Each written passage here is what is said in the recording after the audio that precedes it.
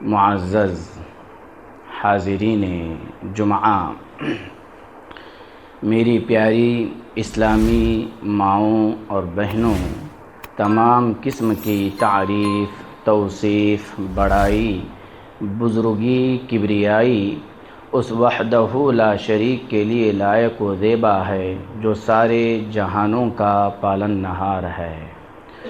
درود و سلام کا نزول ہو میرے اور آپ کے آخری نبی جناب احمد مجتبی محمد مصطفیٰ صلی اللہ علیہ وسلم پر۔ حاضرین جمعہ، خطبہ جمعہ کی مناسبت سے جس عنوان کو لے کر آج میں آپ لوگوں کی خدمت میں حاضر ہوا ہوں، میرا عنوان ہے ماہ رمضان اور قرآن مجید۔ عزیزان ملت، رمضان المبارک کا یہ مہینہ رب العالمین کی ایک عظیم نعمت ہے،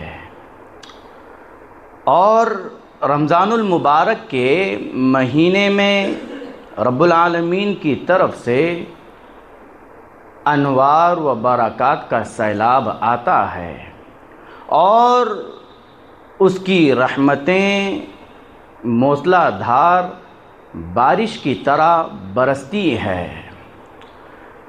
رمضان المبارک کا مہینہ یہ وہ مہینہ ہے جس مہینے کی بابرکت رات میں اللہ تعالیٰ نے قرآن مجید کو نازل کیا ہے۔ اللہ رب العالمین نے قرآن مجید میں کہا، شہر رمضان الذی انزل فیہ القرآن ھدی للناس وبینات من الھدی والفرقان۔ رمضان المبارک کا مہینہ یہ وہ مہینہ ہے جس میں قرآن مجید کو نازل کیا گیا، جو لوگوں کو ہدایت کرنے والا ہے، اور جس میں ہدایت اور حق و باطل کی تمیز کی نشانیاں ہیں۔ اور رمضان المبارک کے اس بابرکت اور عظیم مہینے سے ہم میں سے بعض افراد ایسے بھی ہیں جو رمضان المبارک کی قدر و قیمت کو، رمضان المبارک کے برکات کو، رمضان المبارک میں رب العالمین کی جو رحمتیں برستی ہے ان تمام چیزوں سے ناواقف ہے، اور ایسے لوگوں کی فکر رمضان المبارک کے مہینے میں بھی مادیت، دنیاوی کاروبار کے لیے ہوتی ہے، اور رمضان المبارک کی قدر و قیمت کو وہی جانتے ہیں، وہی پہچانتے ہیں جن کی فکر آخرت کے لیے ہو، اور جن کا محور، جن کا مقصد، جن کا ہدف ما بعد الموت ہو، موت کے بعد کی زندگی کے لیے ہو، جن کی کوشش یہ ہوتی ہے وہ رمضان المبارک میں جو رب العالمین کی رحمتیں برستی ہے، جو انوار برکات آتے ہیں، ان تمام کو یہ لوگ سمیٹتے ہیں۔ رمضان المبارک کا یہ وہ مہینہ ہے جس مہینے میں ایک ایسی رات ہے جو ہزاروں مہینوں سے بہتر ہے، اور اللہ تعالیٰ نے قرآن مجید کو اسی رات میں نازل کیا ہے۔ اللہ نے کہا، اِنَّا أَنزَلْنَاهُ فِي لَيْلَةٍ مُبَارَكَةٍ اِنَّا كُنَّا مُنذِرِينَ۔ ہم نے اس قرآن مجید کو ایک بابرکت رات میں اتارا ہے، اور یقیناً ہم ہی ڈرانے والے ہیں۔ رمضان المبارک کا اور قرآن مجید کا آپس میں جو تعلق ہے، آپس میں جو ربط ہے، وہ بڑا گہرا تعلق ہے، بڑا گہرا ربط ہے۔ رمضان المبارک کا یہ مہینہ قرآن مجید کا مہینہ ہے۔ رمضان المبارک کے مہینے میں قرآن مجید کو پڑھ کر کے ہر گھر کو، ہر محلے کو، ہر بستی کو روشن کیا جاتا ہے۔ رمضان المبارک کا یہ مہینہ یہ وہ مہینہ ہے جس میں قرآن مجید کی آیات میں غور و فکر کر کے، تدبر کر کے ہمارے دلوں پر جو شرک، بدعات، خرافات، رسومات کے کالے بادل چھائے ہوئے ہیں، ان بادلوں کو دور کرنے کا مہینہ ہے۔ رمضان المبارک کا یہ مہینہ مجھ کو اور آپ کو رب العالمین کے قریب کرتا ہے۔ رمضان المبارک کا یہ مہینہ میرے اور آپ کا رشتہ قرآن مجید سے مضبوط کرتا ہے، قرآن مجید سے میرے اور آپ کا رشتہ جوڑتا ہے۔ یہی وجہ ہے کہ اللہ کے رسول صلی اللہ علیہ وسلم رمضان المبارک کے مہینے میں قرآن مجید کی تلاوت کا خصوصی طور پر اہتمام کرتے تھے۔ اللہ کے رسول صلی اللہ علیہ وسلم نے کہا وَكَانَ يَلْقَاهُ فِي كُلِّ لَيْلَةٍ مِّن رَمَضَانَ فَيُدَارِسُهُ بِالْقُرْآنِ۔ جبرائیل علیہ السلام اللہ کے نبی علیہ السلام سے رمضان المبارک کی ہر رات میں ملاقات کرتے تھے اور اللہ کے رسول صلی اللہ علیہ وسلم کے ساتھ مل کر کے قرآن مجید کا ایک دورہ کرتے تھے۔ ہر رات کا معاملہ تھا۔ اللہ کے رسول صلی اللہ علیہ وسلم لوگوں کو فائدہ پہنچانے میں جو بارش لانے والی ہوا ہوتی ہے، تیز ہوا، اس سے بڑھ کر کے جود و کرم فرمایا کرتے تھے۔ اس سے بڑھ کر کے لوگوں کو رمضان المبارک میں اللہ کے رسول صلی اللہ علیہ وسلم فائدہ پہنچایا کرتے تھے۔ اب اس حدیث مبارکہ کو آپ کو مجھ کو اپنے سامنے رکھنا ہوگا اور دیکھنا ہوگا کہ امام الانبیاء محمد الرسول اللہ صلی اللہ علیہ وسلم جن پر اللہ تعالیٰ نے قرآن مجید کو نازل کیا، قرآن مجید سے ان کا کیسے تعلق تھا، وہ کیسے رمضان المبارک کے مہینے میں جبرائیل علیہ السلام کے ساتھ مل کر کے رمضان کی ہر رات میں قرآن مجید کا دورہ کرتے تھے، قرآن مجید کا دورہ کرتے تھے۔ تو یہ حدیث مجھ کو اور آپ کو بتاتی ہے کہ رمضان المبارک کے مہینے میں اور آپ سستی، کاہلی کا شکار ہوئے بغیر قرآن مجید سے اپنا رشتہ جوڑیں، قرآن مجید کی کثرت کے ساتھ تلاوت کرے۔ یہ حدیث یہی مجھ کو اور آپ کو بتاتی ہے۔ اور یہ رمضان المبارک کا مہینہ مجھ کو اور آپ کو یہ پیغام دیتا ہے، یہ درس دیتا ہے، یہ سبق پڑھاتا ہے کہ صرف رمضان کے مسلمان بن کے نہ رہنا، پورے سال کے مسلمان بن کے رہنا، صرف رمضان میں رب کے آگے سجدے اور رکوع نہ کرنا، پورے سال رب العالمین کے آگے جھکنا۔ یہ رمضان مجھ کو اور آپ کو بتاتا ہے کہ صرف رمضان میں مصحف کو ہاتھ میں لے کر کے نہ ٹھہرنا، نہ کھڑنا، پورا سال رب العالمین کی اس کتاب قرآن مجید کو پڑھنا اور قرآن مجید کی آیات میں غور و فکر کر کے ان چیزوں کو اپنی عملی زندگی میں ڈھالنا۔ تو رمضان اور قرآن مجید، اس سے متعلق بہت ساری باتیں ہیں جس سے آپ کو معلوم ہو جائے گا کہ قرآن مجید کا، رمضان کا اور قرآن مجید کا آپس میں کتنا گہرا تعلق ہے۔ تو اس سے متعلق 8 نکات، 8 پوائنٹ آپ لوگوں کی خدمت میں رکھنے کی کوشش کروں گا، جس سے آپ لوگوں کو اندازہ ہو جائے گا کہ رمضان کا اور قرآن مجید کا آپس میں کتنا گہرا ربط ہے، کتنا گہرا تعلق ہے۔ سب سے پہلا پوائنٹ جو ہے وہ یہ کہ رمضان المبارک اور قرآن مجید یہ نیکیوں کا خزینہ ہے، یہ نیکیوں کا خزینہ ہے۔ رمضان المبارک اور قرآن مجید اپنے مقام اور فضل کے اعتبار سے بے شمار نیکیوں کا خزینہ ہے۔ اور ان دنوں میں، رمضان المبارک کے دنوں میں، رب العالمین کا ایک خاص فضل یہ ہوتا ہے کہ ان دنوں میں کی جانے والی نیکیوں کا جو اجر و ثواب ہے اللہ تعالیٰ بڑا چڑھا کر کے دیتا ہے۔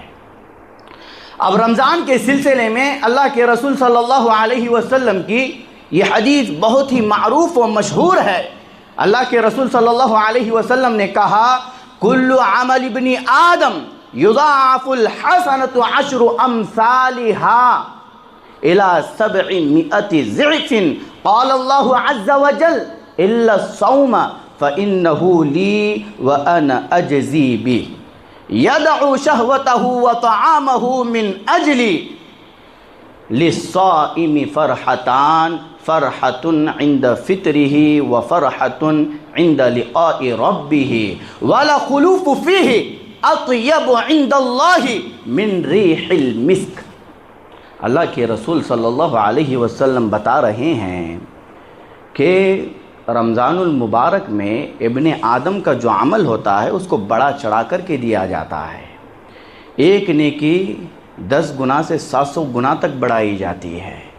और अल्लाह के रसूल अल्लाह रब्बुल आलमीन ने कहा ये रोज़ा जो है ये सिर्फ़ मेरे लिए है, ये खालिसतन किसके लिए है? मेरे लिए है।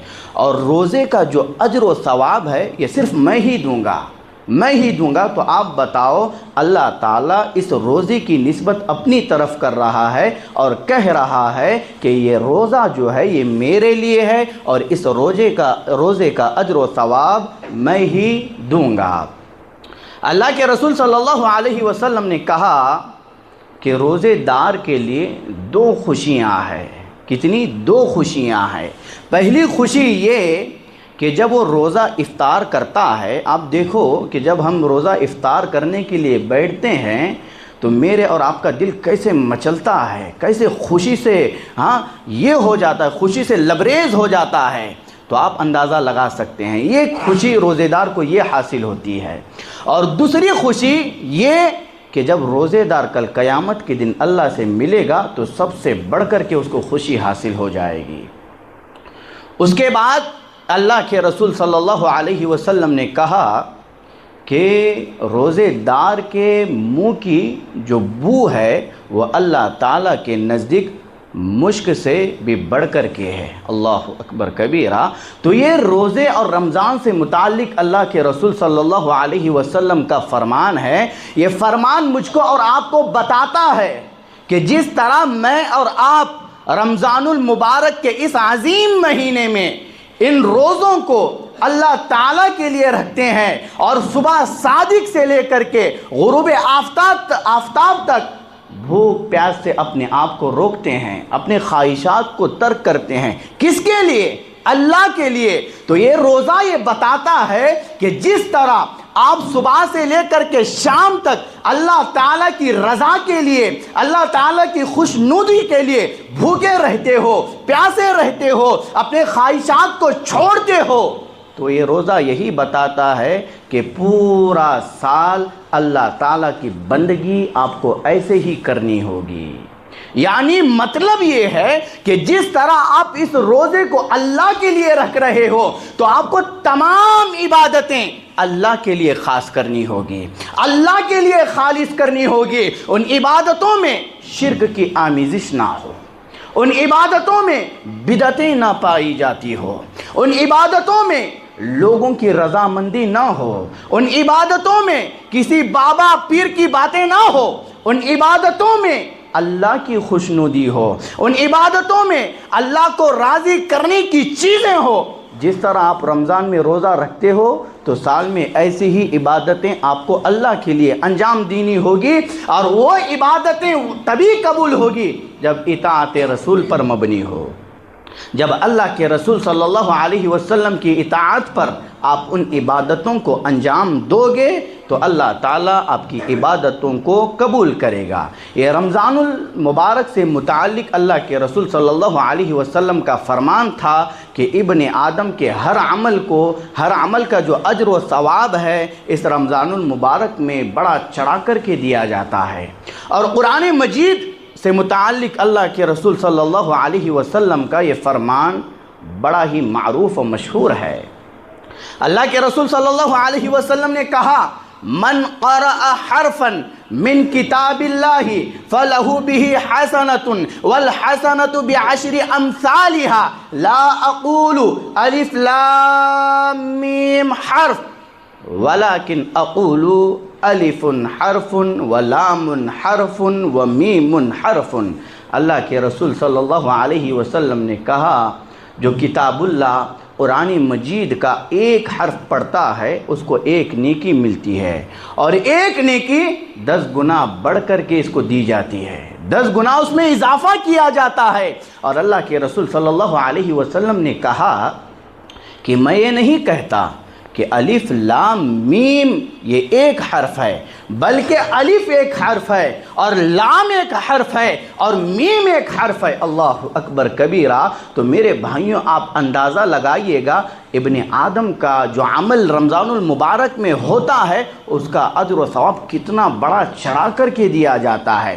ذالک الکتاب لا ریب فیہ، آپ پڑھو دیکھو، ذال ایک حرف ہے، لام ایک حرف ہے، کاف ایک حرف ہے، اس ایک آیت کریمہ میں کتنے حروف ہو گئے؟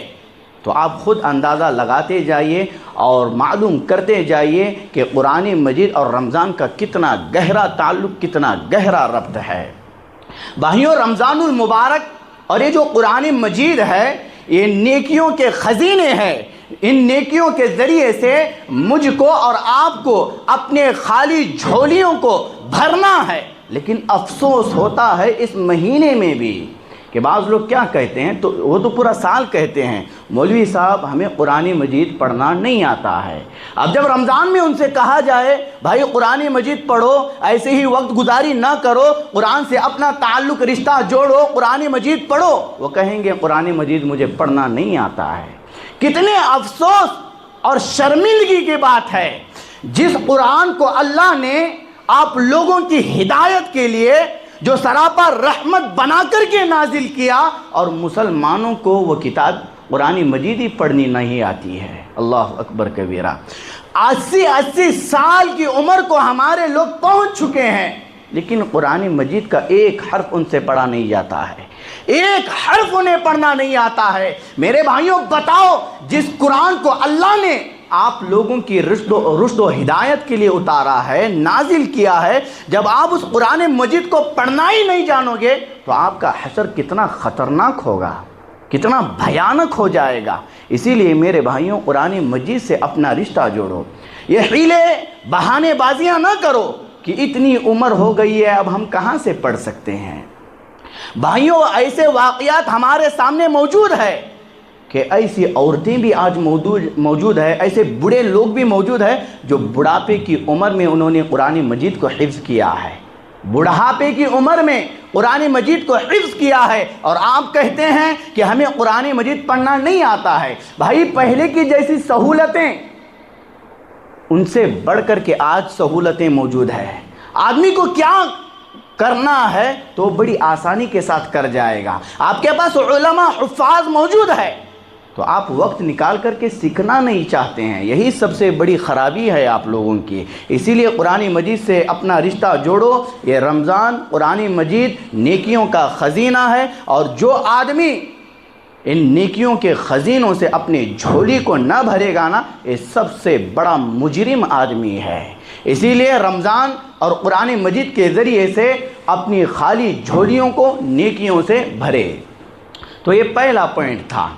دوسرا پوائنٹ جو ہے رمضان اور قرآن مجید سے متعلق، وہ ہے رب کی رضا اور رفع درجات۔ ہر نیکی جو کتاب و سنت کے مطابق ہو، سلف صالحین کے منہج کے مطابق ہو، وہ نیکی اللہ تعالیٰ کے یہاں پر قبول کی جاتی ہے، وہ نیکی اللہ تعالیٰ کے یہاں پر قبول کی جاتی ہے۔ اور رمضان میں روزے رکھنا اور قرآن مجید کی تلاوت کرنا یہ سب نیکیوں سے بڑھ کر کے ہے، اور ان نیکیوں سے اللہ تعالیٰ خوش ہوتا ہے، اللہ تعالیٰ راضی ہوتا ہے، اور ان نیکیوں کے ذریعے سے ابن آدم کے جو درجات ہے اس کو بلند کیا جاتا ہے، ابن آدم کے درجات اونچے ہو جاتے ہیں۔ اللہ رب العالمین نے کہا قرآن مجید میں وَيُبَشِّرُ الْمُؤْمِنِينَ الَّذِينَ يَعْمَلُونَ الصَّالِحَاتِ أَنَّ لَهُمْ أَجْرًا حَسَنًا۔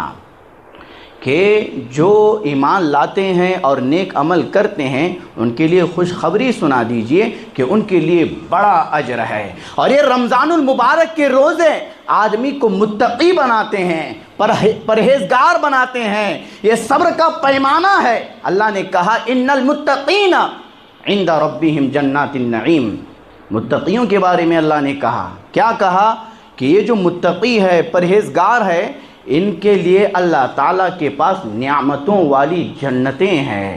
یہ آدمی کو کیسے ملے گی نعمتوں والی جنتیں؟ جب آدمی روزوں کی پابندی کرے گا اور ان روزوں کے مقاصد کو سمجھے گا تو ایسا آدمی پرہیزگار بنے گا، اور پرہیزگاروں کے لیے اللہ تعالیٰ کے پاس نعمتوں والی جنتیں ہیں۔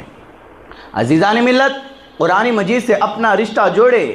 تاریخ اس بات پر گواہ ہے، جو قوم قرآن مجید سے اپنا رشتہ مضبوط کرتی ہے، جو قوم قرآن مجید سے محبت کرتی ہے، انسیت رکھتی ہے، اللہ تعالیٰ ایسی قوم کو بلندیوں کی سیڑھیوں پر چڑھاتا ہے، ایسی قوم کو عروج دیتا ہے، ایسی قوم کو ترقی دیتا ہے۔ اور جو قوم قرآن مجید سے اپنا رشتہ توڑتی ہے، اللہ تعالیٰ ایسی قوم کو ذلیل و خوار کر دیتا ہے، اللہ تعالیٰ اسی قوم کو رسوا کر دیتا ہے۔ آج آئے دن یہ واقعات کیا مجھ کو اور آپ کو نہیں بتاتے ہیں کہ آج مسلم قوم کیوں ذلیل ہو رہی ہے، کیوں لات جوتے کھا رہی ہے، کیوں انہیں مارا جا رہا ہے، ستایا جا رہا ہے۔ کبھی آپ نے سوچا اس کے پیچھے سب سے بڑا اور بنیادی جو سبب ہے وہ قرآن مجید کو چھوڑنا ہے۔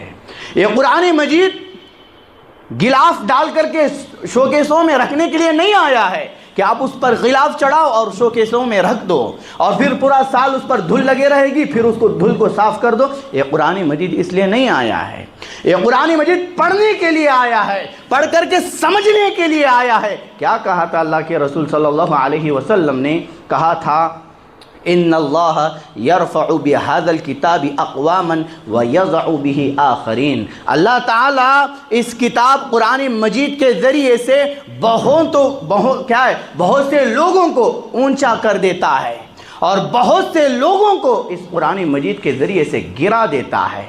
اگر آپ بلندیوں پر فائز ہونا چاہتے ہو تو مجھ کو اور آپ کو اپنا رشتہ قرآن مجید سے جوڑنا ہوگا۔ اگر میں اور آپ قرآن مجید سے اپنا رشتہ نہیں جوڑیں گے تو میں اور آپ ذلیل و خوار رسوا ہوتے رہیں گے۔ یہ دوسرا پوائنٹ تھا۔ تیسرا پوائنٹ رمضان اور قرآن مجید سے متعلق، وہ ہے گناہوں کی معافی۔ ہر نیکی انسان کے جو صغیرہ چھوٹے گناہ ہوتے ہیں ان گناہوں کو مٹا دیتی ہے، بشرط کہ کبیرہ گناہوں کا ارتکاب نہ ہو، بڑے گناہوں کا۔ اب آپ بتائیے کہ رمضان المبارک میں یہ جو نیکیوں کی بہار آتی ہے اس کے کیا کہنے؟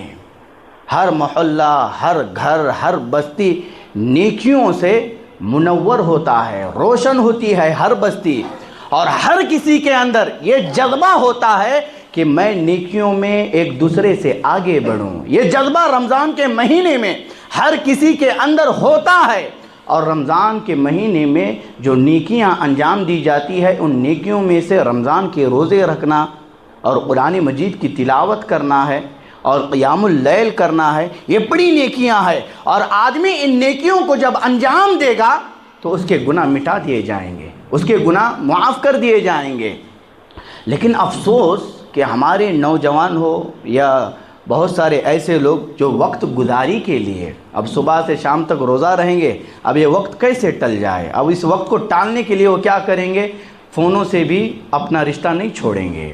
رمضان کے مہینے میں بھی ان کا تعلق فونوں سے نہیں چھوٹتا ہے، فونوں کو قریب رکھیں گے۔ اور رمضان کے مہینے میں بھی جب لوگ قرآن پڑھ رہے ہوں گے، رب سے دعائیں کر رہے ہوں گے، مناجات کر رہے ہوں گے، مسجدوں میں بیٹھ کر کے مسجدوں کو آباد کر رہے ہوں گے، چند بدبخت لوگ فونوں کے ساتھ اپنا وقت گزار رہے ہوں گے، فونوں کے ساتھ ریل دیکھ رہے ہوں گے۔ ایسے کر کے وہ کیا سمجھیں گے؟ افطاری کا وقت آئے گا تو سیدھا دسترخوان پر کود پڑیں گے۔ ایسے لوگ بھی ہمارے یہاں پر پائے جاتے ہیں۔ تو آپ بتاؤ یہ کتنی بڑی شرمندگی کی بات ہے۔ یہ رمضان اور قرآن مجید میرے اور آپ کے گناہوں کو مٹانے کے لیے ہے۔ میں اور آپ اپنے گناہوں کو مٹانا چاہتے ہیں تو مجھ کو اور آپ کو رمضان المبارک کے ان روزوں کا جو مقصد ہے ان مقصد کو سمجھنا ہوگا اور قرآن مجید کی تلاوت کرنی ہوگی۔ اور انہی نیکیوں میں سے ایک نیکی کیا ہے؟ سب سے اہم اور عظیم نیکی نماز ہے۔ نماز سب سے اہم اور عظیم نیکی ہے۔ ایک نماز سے دوسرے نماز کے درمیان جو گناہ ہوتے ہیں نا، چھوٹے صغیرہ گناہ، وہ دوسری نماز ان گناہوں کو مٹانے کا کفارہ بن جاتی ہے۔ ایک جمعہ سے دوسرے جمعہ تک جو گناہ ہوتے ہیں آدمی کے ہاتھ سے، چھوٹے چھوٹے گناہ، وہ دوسرا جمعہ ان گناہوں کو مٹانے کا کفارہ بن جاتا ہے۔ کتنی عظیم بات ہے، کتنی بڑی بات ہے۔ لیکن رمضان کے اس عظیم مہینے میں بھی مصلیوں کی 3 کیٹیگری بنتی ہے۔ کتنی؟ 3 کیٹیگری، 3 اقسام ان کے بنتے ہیں۔ وہ کیسے؟ پہلی قسم تو ایسے لوگوں کی بنتی ہے جب رمضان کا مہینہ جیسے ہی شروع ہوتا ہے، پہلے عشرے میں ہم جیسے ہی داخل ہوتے ہیں، یہ لوگ نہا دھو کر کے آئیں گے، بڑی اچھی بات ہے اور آنا بھی چاہیے۔ لیکن آنے کے ساتھ ساتھ یہ لوگوں کی بدبختی بھی آپ دیکھیں، کیسے اللہ ان سے عبادتوں کی توفیق کو چھین لیتا ہے۔ آپ دیکھیں، یہ پہلے عشرے میں آئیں گے اور پہلی صف کو بھی پکڑیں گے اور چھوڑیں گے بھی نہیں، پورا دن وقت مسجد میں گزاریں گے۔ جیسے جیسے پہلا عشرہ گزرتا رہے گا، عبادتوں کی جو تڑپ ہے، جو امنگ ہے، ان کے اندر سے ختم ہونا شروع ہو جائے گی۔ پھر یہ لوگ دکھائی نہیں دیں گے، پھر مسجدیں وہی جو سال بھر ہوتا ہے وہی ہوگا، پھر مسجدیں خالی۔ پھر بعض افراد ایسے بھی ہیں جو کیا کریں گے؟ تیسرے عشرے میں آئیں گے، تیسرے عشرے کی پابندی یہ لوگ کریں گے۔ اور پھر ان میں بعض ایسے ہیں جو صرف بڑی طاق راتیں ہیں ان کی پابندی کریں گے۔ طاق راتوں کی پابندی کریں گے تو سمجھیں گے ہم چھٹکارا پا لیے اور اللہ بھی ہمیں معاف کرے گا۔ ہماری بھائیوں، آپ رب کی نافرمانی کرتے رہو، رب کی بغاوت کرتے رہو، رمضان کی اس عظیم مہینے سے بغاوت کرو، بھاگو، اور پھر کہو کہ یہ ساری چیزیں آئیں گے اور آپ کو لوگ کہیں گے کہ ارے کہو نمازی آ رہا ہے، مصلی آ رہا ہے، کتنا شوق ہے اس کے اندر، کتنا جذبہ ہے۔ اللہ کے بندوں، یہ رمضان پورا مہینہ عبادتوں کا مہینہ ہے۔ اور پھر اس میں بعض ایسے افراد بھی ہیں جو عید کے موقع پر آئیں گے، صرف عید کے موقع پر آئیں گے، پورا رمضان چھٹی اور صرف وہاں دکھیں گے عید کے میدان میں۔ تو یہ بدبختی ہے، اللہ نے عبادتوں کی انجام دہی کی جو توفیق ہے ان لوگوں سے چھین لی ہے۔ یہ شرمندگی کی بات ہے۔ آپ نے چند نمازیں ادا کی تو آپ نے کیا سمجھا کہ ہمارا شمار نیک لوگوں میں ہو جائے گا۔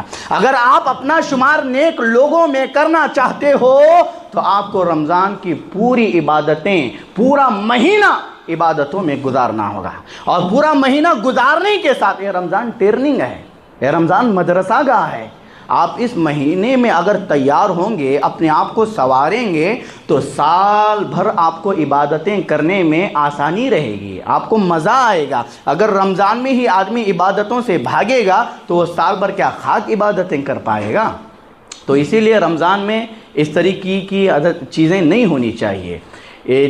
اللہ رب العالمین نے قرآن مجید میں کہا ان الحسنات یذہبن السیئات، یہ جو نیکیاں ہیں یہ آدمی کے گناہوں کو مٹا دیتی ہے۔ یہ چھوٹے چھوٹے جو گناہ آپ کرتے ہیں نا، یہ نیکیاں ان گناہوں کو مٹا دیتی ہے۔ اگر میں اور آپ چاہتے ہیں کہ مجھ سے اور آپ سے جو صغیرہ گناہ سرزد ہوئے ہیں اور ان گناہوں کو میں اور آپ مٹانا چاہتے ہیں تو مجھ کو اور آپ کو نیکیوں میں بڑھ چڑھ کر کے حصہ لینا ہوگا۔ یہ تیسرا پوائنٹ تھا۔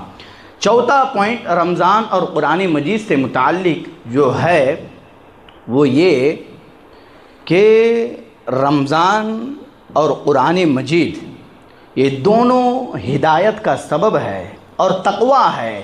اللہ رب العالمین نے قرآن مجید کے بارے میں کہا ان ھذا القرآن یہدی للتی ہی اقوم ویبشر المؤمنین الذین یعملون الصالحات ان لہم اجرا کبیرا۔ یقیناً یہ کتاب قرآن مجید وہ راستہ دکھاتا ہے جو بالکل سیدھا ہے اور ان لوگوں کے لیے جو ایمان لائے اور عمل صالح کرتے ہیں ان کے لیے خوشخبری دیتا ہے۔ کون سی خوشخبری؟ ان کے لیے رب کے پاس بڑا اجر ہے، ان کے لیے رب کے پاس بڑا اجر ہے۔ اور جب جنوں کی جماعت نے اس قرآن مجید کو سنا تو برملا طور پر یہ اعلان کر دیا، اِنَّا سَمِعْنَا قُرْآنًا عَجَبًا يَهْدِي إِلَى الرُّشْدِ، یقیناً ہم نے ایک عجیب و غریب کلام سنا ہے جو لوگوں کی راہ راست کی طرف ہدایت کرتا ہے۔ جب جنوں نے سنا تو یہ بات کہی، میں اور آپ قرآن مجید کو 5 وقتہ نمازوں میں سنتے ہیں، لیکن میرے اور آپ کے دل ہدایت کی طرف مائل کیوں نہیں ہوتے ہیں؟ کیوں ہدایت کی طرف میں اور آپ سرکتے نہیں ہیں؟ یہی وجہ ہے، میرے اور آپ کے دلوں میں غفلت ہے، لاپرواہی ہے، سستی ہے، کاہلی ہے۔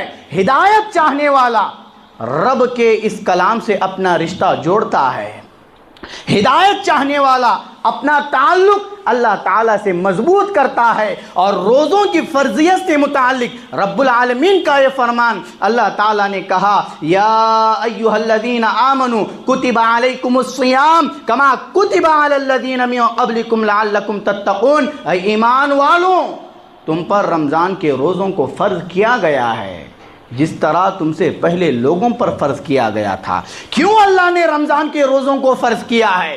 آگے وہ بھی بتایا تاکہ تم پرہیزگار بن جاؤ، تقوی اختیار کرنے والے بن جاؤ۔ اور یہ پرہیزگاری، تقوی آدمی کے اخلاق کو، کردار کو سنوارنے میں اور آدمی کو صحیح راستے پر، ہدایت کے راستے پر لا کھڑا کرنے میں سب سے بنیادی رول ادا کرتا ہے، سب سے بنیادی رول ادا کرتا ہے۔ تو قرآن مجید اور رمضان یہ دونوں ہدایت کا سبب ہے، اسی لیے ہدایت کے لیے ان دونوں سے اپنا رشتہ مجھ کو اور آپ کو مضبوط کرنا ہوگا۔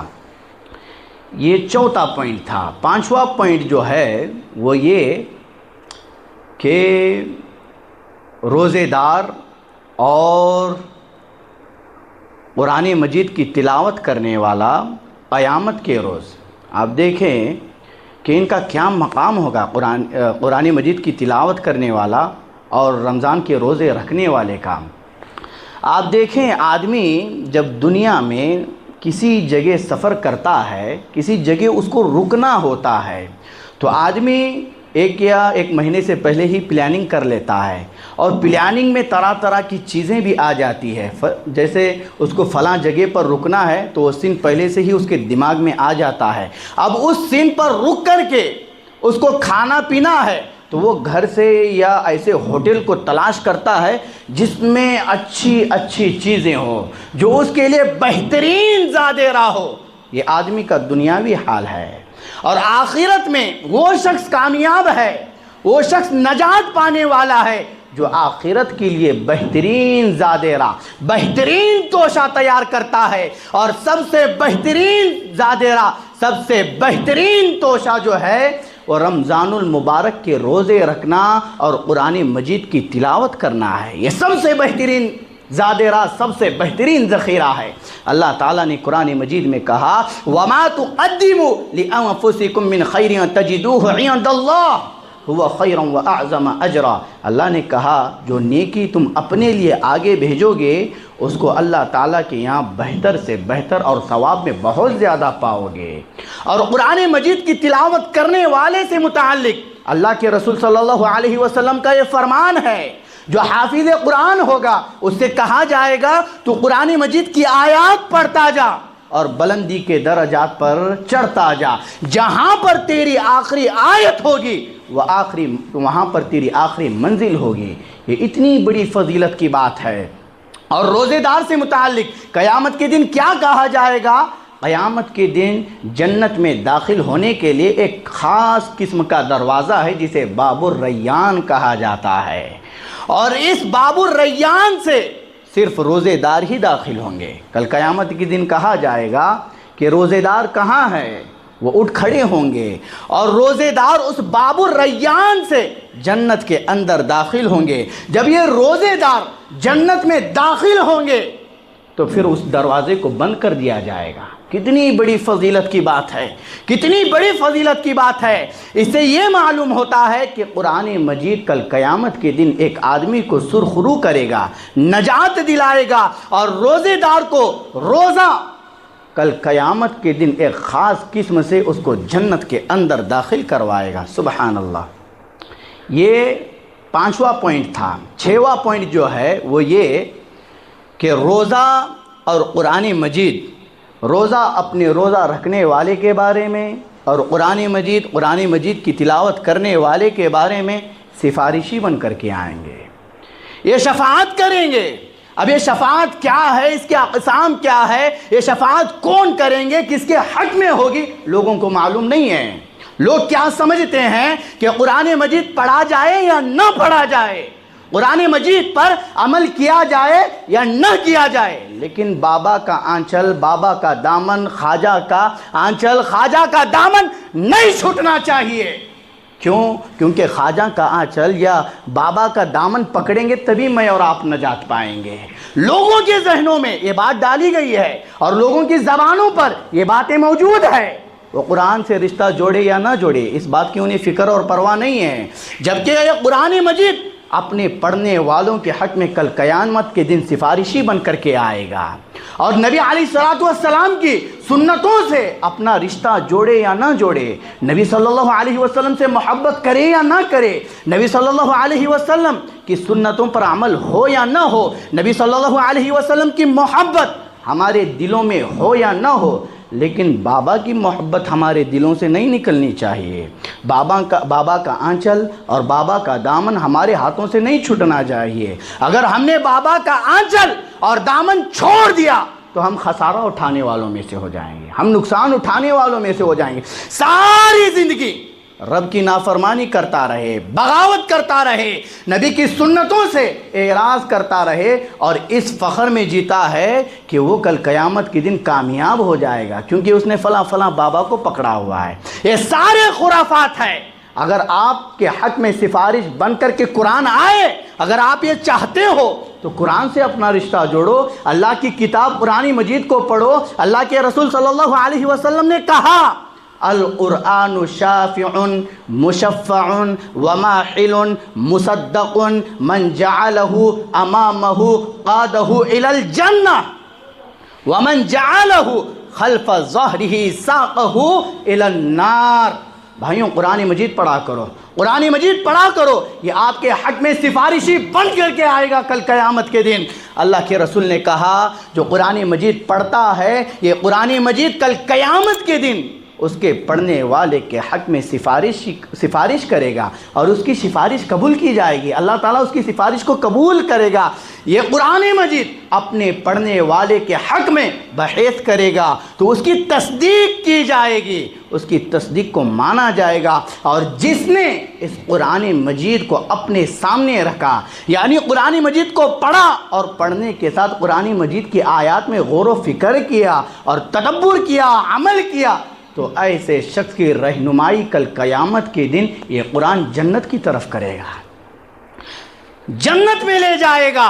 اور جو قرآن مجید کو اپنے پیٹھ پیچھے رکھتا ہے، جو قرآن مجید کو اپنے پیٹھ پیچھے رکھتا ہے، غلاف میں سجا کر کے رکھتا ہے اور باباؤں سے اپنا رشتہ جوڑتا ہے، تو قسم ہے اللہ کی، تو یہ قرآن مجید ایسے شخص کو ہانک کر کے جہنم میں لے جائے گا۔ یہ اللہ کے رسول صلی اللہ علیہ وسلم کا فرمان ہے۔ اور دوسری روایت میں کہا گیا، الصیام والقرآن یشفعان للعبد یوم القیامہ، یہ روزہ اور قرآن مجید بندے کے حق میں قیامت کے دن سفارش کریں گے۔ اور روزہ کہے گا اپنے روزے دار کے بارے میں، اے اللہ اس کو میں نے صبح سے لے کر کے شام تک بھوکا رکھا، تو اس کے حق میں میری سفارش قبول کر۔ روزہ کہے گا تو اللہ اس کی سفارش قبول کرے گا۔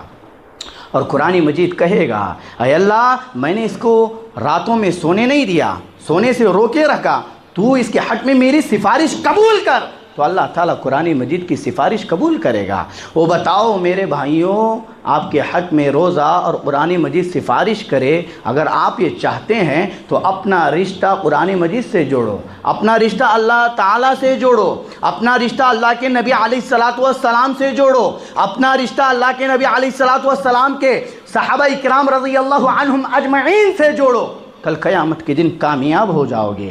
اگر ان چیزوں کو چھوڑ کر کے کسی اور سے رشتہ جوڑو گے تو آپ کبھی کامیاب نہیں ہوگے، قیامت کے دن بھی آپ ذلیل و رسوا ہو جائیں گے، اور قیامت کی ذلت یہ سب سے بڑی ذلت ہے۔ تو یہ چھٹا پوائنٹ تھا۔ پھر ساتواں پوائنٹ کیا ہے؟ وہ یہ کہ قرآن مجید رمضان ہو یا غیر رمضان ہو، رمضان کے علاوہ ہو، قرآن مجید کو پڑھنے کے 4 طریقے ہیں۔ کتنے ہیں؟ 4 طریقے ہیں۔ پہلا طریقہ یہ کہ آدمی صرف قرآن مجید کی تلاوت کرے، اور دوسرا طریقہ یہ کہ آدمی قرآن مجید کی تلاوت کو سنتا رہے۔ یہ 2 طریقے ہوئے۔ تیسرا اور چوتھا طریقہ یہ ہے کہ آدمی قرآن مجید کی آیات میں غور و فکر کرے، تدبر کرے، اور غور و فکر تدبر کے بعد جو احکامات اس کے سامنے آتے ہیں نا، ان احکامات پر عمل کرے۔ اور قرآن مجید کے نزول کا مقصود اصلی یہی ہے کہ آدمی قرآن مجید کو پڑھے، اس کی آیات میں غور و فکر کرے اور ان آیات پر عمل کرے۔ یہی قرآن مجید کے نزول کا مقصود اصلی ہے۔ اللہ تعالیٰ نے قرآن مجید میں کہا الذین آتیناہم الکتاب یتلونہ حق تلاوتی، جنہیں ہم نے کتاب دی وہ اس کتاب کو ویسے ہی پڑھتے ہیں جیسے اسے پڑھنا چاہیے۔ اب کیا مراد ہے اس کا؟ کہ حق کے ساتھ وہ قرآن مجید کی تلاوت کرتے ہیں۔ اس کا معنی مطلب یہ ہے کہ حق کے ساتھ قرآن مجید کو پڑھا جائے، یعنی قرآن مجید پر ایمان لایا جائے، قرآن مجید کی آیات کی تصدیق کی جائے، قرآن مجید کی معرفت حاصل کی جائے، اور قرآن مجید کے احکامات پر عمل کیا جائے۔ یہی مقصود اصلی ہے قرآن مجید کے نزول کا۔ تو قرآن مجید کو پڑھنا چاہیے، اور پڑھنے کے ساتھ قرآن مجید کی آیات میں غور و فکر تدبر کرنا چاہیے۔ تو آخری اور 8واں پوائنٹ، کیونکہ وقت بہت جا رہا ہے اور اسی لیے ایک آخری پوائنٹ بتا کر کے اپنی بات ختم کرتا ہوں۔ 8واں پوائنٹ جو ہے وہ یہ کہ رمضان المبارک میں تلاوت قرآن کے مواقع، یعنی رمضان کے اس مہینے میں قرآن مجید کو پڑھنے کے بہت سارے مواقع مجھ کو اور آپ کو ملتے ہیں۔ کیوں؟ کیونکہ آدمی رمضان المبارک کے مہینے میں بدنی اور ذہنی اعتبار سے نیکیوں کی طرف متوجہ ہوتا ہے، وہ برائیوں سے دور ہوتا ہے، اس کا دل نیکیوں کی طرف راغب ہوتا ہے، اور جو وہ نیکیاں کرتا ہے نا، ان نیکیوں سے اس کو چاشنی، لذت، مٹاس حاصل ہوتی ہے۔ اب جیسے دیکھیں رمضان کے مہینے میں قرآن مجید کو پڑھنے کے بہت سارے مواقع ہیں۔ میری مائیں بہنیں بھی سن لیں، جیسے ظہر کا وقت ہو رہا ہے، ظہر کے وقت سے 10 منٹ پہلے آپ مسجد میں آ جاؤ، قرآن مجید کی تلاوت کرو، پھر اذان کے بعد سنتوں کا اہتمام کرو، سنتوں کے بعد پھر قرآن مجید پڑھو، پھر نماز کے بعد قرآن مجید پڑھو، سحر میں جلدی اٹھو، جلدی جاگو، قرآن مجید کی تلاوت کرو، پھر سحر کے بعد جو وقت، جو وقفہ آپ کو مل رہا ہے اس میں قرآن مجید کی تلاوت کرو۔ بہت سارے مواقع آدمی کو رمضان میں قرآن مجید کی تلاوت کے ملتے ہیں، اور انہیں مواقعوں میں سے ایک سب سے اہم موقع قیام اللیل ہے، تراویح کی نماز کا اہتمام کرنا ہے۔ اب یہ قیام اللیل سب سے اہم اور امپورٹنٹ چیز ہے۔ اب آدمیوں نے اس کی اہمیت کو نہ سمجھنے کی وجہ سے قیام اللیل کو ہلکے میں لے لیتے ہیں، پڑھے گا بھی چلیں گے، نہیں پڑھے ٹھیک ہے، پڑھیں گے چلے گا، نہیں پڑھیں گے بھی تو چلے گا، لیکن آدمی بہت ساری نیکیوں سے محروم ہو جائے گا۔ اگر قیام اللیل کو ترک کرے گا تو وہ آدمی بہت سی نیکیوں سے محروم ہو جائے گا۔ اور حال بھی یہ دیکھے لوگوں کا، معاف کیجئے گا، جو کہتا ہوں میں حق کہتا ہوں، جو حالات مجھے دکھتے ہیں وہی بیان کرتا ہوں، کہ رمضان کے اس عظیم مہینے میں بعض ذمہ داران ایسے ہیں، ایک جید اور اچھے حافظ کو لا کر کے کھڑانے کی مسلح پر ان کے پاس طاقت نہیں ہوتی ہے، ان کی اوقات نہیں ہوتی ہے۔ آپ دیکھو رمضان کا جب مہینہ آتا ہے، قیام اللیل کے لیے جب حافظ کو تلاش کیا جاتا ہے تو وہ دیکھتے ہیں، تلاش کرتے ہیں، پھر ان کی ڈیمانڈیں کیا ہوگی؟ بھئی کتنا لیں گے آپ؟ کتنا لیں گے؟ آپ کی ڈیمانڈ کیا ہے؟ یہ علماء سے، حفاظ سے پوچھتے ہیں کہ آپ کتنا لیں گے، کتنا دیں گے تو آئیں گے؟ اللہ کی پناہ میرے بھائیوں، یہ ایک مہینہ آپ ایک 50-60 ہزار ایک حافظ کو دے کر کے نہیں رکھ سکتے ہیں تو آپ سے بے غیرت آدمی کون ہے؟ بتاؤ، ایک 50-60 ہزار ایک آدمی اکیلا اپنے جیب سے دیتا ہے، یہ بھی بتائیے 10 آدمی مل کر کے ایک حافظ کو اتنی رقم دیتے ہیں، اور آپ اس 50-60 ہزار کے لیے بھی ہزاروں کے بہانے کرتے ہیں، تو آپ کو کہاں سے حفاظ ملیں گے؟ اور دوسری مجال اب یہ بھی ہو گئی ہے، اب یہ بھی رواج عام ہو گیا ہے۔ اب کیا ہو رہا ہے؟ حافظ یہاں پر قرات کرتا رہے گا، لوگ پیچھے موبائل لے کر کے ٹھہر رہے ہیں۔ لوگ، یہ اس چیز کی میں اصلاح کرنا چاہتا ہوں، لوگ پیچھے موبائل لے کر کے ٹھہر رہے ہیں، اور اکثر شہروں میں یہ معاملہ بڑا پکڑا ہوا ہے، ہم نے بھی دیکھا ہے۔ بھائیوں یاد رکھیے گا، اگر آپ خشوع خضوع ختم کر دو گے تو آپ کی نماز ختم ہو جائے گی۔ اگر آپ نے، بھائی آپ بتاؤ مجھے، آپ صحیح انداز سے صحیح طریقے سے قرآن پڑھنا جانتے بھی ہو؟ اگر آپ حافظ کو لقمہ دو گے، آپ کے لقمے کی وجہ سے اس کا ذہن منتشر ہو جائے گا، آپ لقمہ بھی صحیح انداز میں نہیں دے سکو گے۔ اتنا ہی آپ کو یہ ہے کہ حافظ قرآن کو لقمہ دینا ہے تو ارے حفاظ کی پوری صف کھڑا کرو اس کے پیچھے، اتنی مجال ہے آپ لوگوں کے اندر؟ نہیں۔ اب ہوتا یہ ہے، آنے والے دنوں میں ہمیں لگتا ہے کہ یہ جو ہاتھوں میں فون لے کر کے ٹھہر رہے ہیں نا، یہ آنے والے دنوں میں حفاظ کی قدر و قیمت کو ختم کر دے گا۔ یہ آنے والے دنوں میں حفاظ کی قدر و قیمت کو ختم کر دے گا، اور انہی میں سے ایک مصلی اٹھے گا اور کہے گا ارے اب کیا ضرورت ہے بھائی حافظوں کی بلانے کی، اب تو ہاتھ میں فون ہے، ہم خود ہی دیکھ کر کے پڑھائیں، کہاں ان کو 50-60 ہزار دیں گے، کون اتنا بڑا بوجھ ڈھالیں؟ یہ ہوگا آنے والے دنوں میں، ایسے لگتا ہے۔ اب ایسی مشین بھی میں نے دیکھا کہ ہاتھ میں گھڑی کی طرح اس کو بھایا جا رہا ہے اور فون وہاں پر رکھا جا رہا ہے۔ بھائیوں حفاظ کو لاؤ، حفاظ کی قدر و قیمت کو پہچانو، جید حافظ کو تلاش کرو، اور ایسے حافظ کو لا کر کے اپنی مسجدوں میں رکھو، اور خشوع خضوع کے ساتھ تراویح کا، قیام اللیل کا اہتمام کرو۔ اللہ کے رسول صلی اللہ علیہ وسلم نے کیا کہا؟ من قام ایمانا و احتسابا غفر له ما تقدم من ذنبه۔ اللہ کے رسول صلی اللہ علیہ وسلم نے کہا، جس نے ایمان اور ثواب کی نیت سے قیام اللیل کا اہتمام کیا، اس کے اگلے صغیرہ گناہوں کو معاف کیا جائے گا، اس کے اگلے صغیرہ گناہوں کو معاف کیا جائے گا۔ اب اور ایک خرابی بہت دیکھنے میں ملتی ہے رمضان میں، وہ کیا؟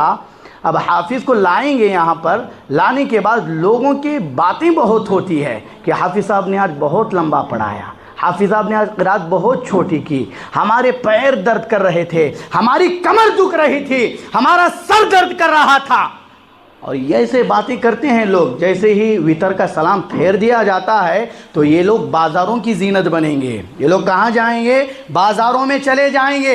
جب بازاروں میں جائیں گے تو ان کے پیر کا درد بھی ختم، ان کے کمر کا درد بھی ختم، ان کے سر کا درد بھی ختم۔ اللہ اکبر کبیرہ۔ میرے بھائیوں بتاؤ، جو آدمی اپنے رب کے سامنے ٹھہر کر کے صحیح طریقے سے عبادت بھی نہیں کر سکتا ہے، اور جب عبادت کرتا ہے تو کہتا ہے کہ میرا پیر درد کر رہا ہے، میرا سر دکھ رہا ہے، مجھے چکر آ رہی تھی، یہ رب کے سامنے ٹھہرنے کے بہانے ہیں۔ اور جب آپ بازاروں کی زینت بنو گے تو سارا درد ختم، ساری کمزوریاں دور۔